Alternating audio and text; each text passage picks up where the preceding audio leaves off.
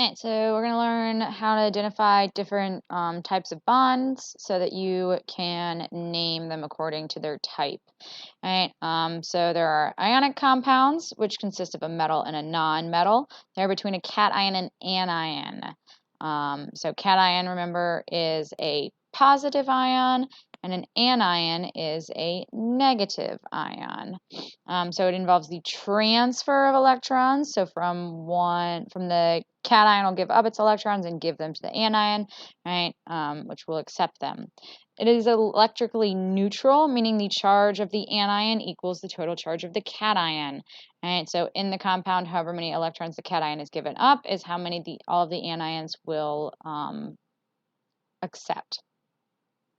Alright, so you have two different types of ionic. You have simple ionic and Roman numeral ionic. In a simple ionic, the cation only has one oxidation state or one charge. So they will only form, right, one different kind of ion. Whereas Roman numeral ionic, the cation can form multiple oxidation states. This is typically going to be your transition elements, but there are a couple exceptions. Covalent, right, is your other type, which is consists of a nonmetal and a nonmetal. They involve the sharing of electrons. And the last type that we'll see is an acid, and an acid is the first element. Your cation is hydrogen.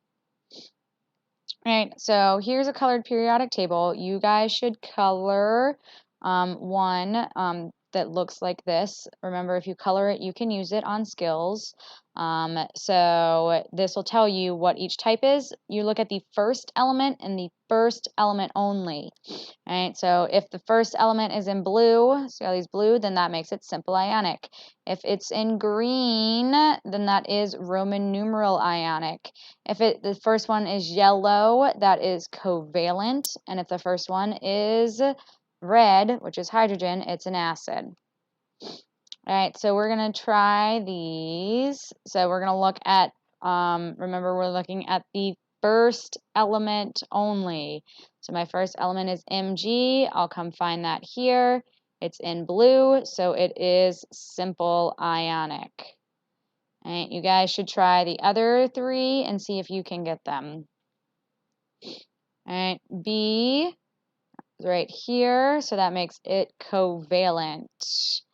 Fe is here in the middle, which makes it Roman numeral ionic.